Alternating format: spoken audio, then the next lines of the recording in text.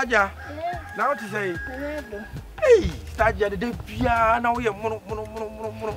Wow, so where dear? Na Stadia. Ade ne Nyankopon.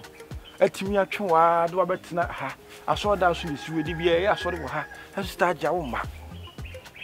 De bia wo na masode adwa ye hu, wo na masode anim, na akọ bia wo ba wo na masode anim. Enso masode. Fa ho mawurade, dan chene Nyankopon aba.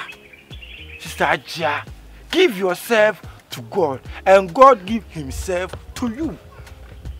What? Share ewiase na hokwa wo. Bible say, we yonko fo mo mpre so ahodon so bi oso so fa che no. Ade na me hu yi. Mawi. E ba cho madam pa cho mo koye de wo ha. Ah, mo jimi ana. Mo yonko asiafo pa wate. Oh, frekwa no wa. Idiot. What a child sad there. Mo kwa so de wo ha de tram. Nan fufuo no be ye o. The jet on to so dai ho. Ahaya asore fo kwa do so ha. O ma so de ho. You don't need to come and ring. Hey, ko wachi mabo ni so. Unye Kristo ni mo sakrai ko wachi. Ko wachi na mo sakrai. Idiot. Also idiot. I asore kwa by force. Anya bia unimu you baby ana. Aha, o kwa so. Asore kwa by force. Ana asore na trouble so omom kwa asore. Who give you audacity? Yasuma. Me pa cho kwa asore wa ha. Yasuma. Question kwa asore wa ha. Father say yan kwa asore wa ha. Father Johnson dey. Father bay. Na ye wura ha be Johnson. Na one ne say. Wanu ko kwa so me wanu ko kwa. Me mu ade wa. So obede. Obede. Obekun. Me Kristo ya me buni pa o. What there?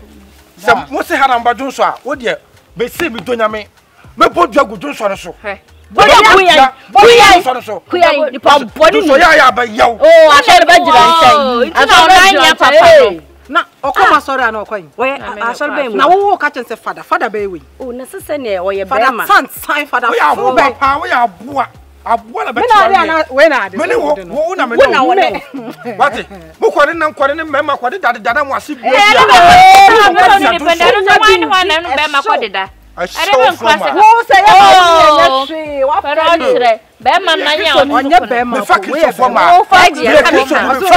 ma I love you it's let us out watade amoamo we ni nya kono nana so krade e na je wan so ka ho me se me yanju so wura mo ma no gba na ene woni me hu papa ene woni me hu woni wan pota mo ka ba ro ho mo ka kwa so ene woni me hu papa sasa no repeat there so woni to say the truth there na you ko woni be so woni mu nya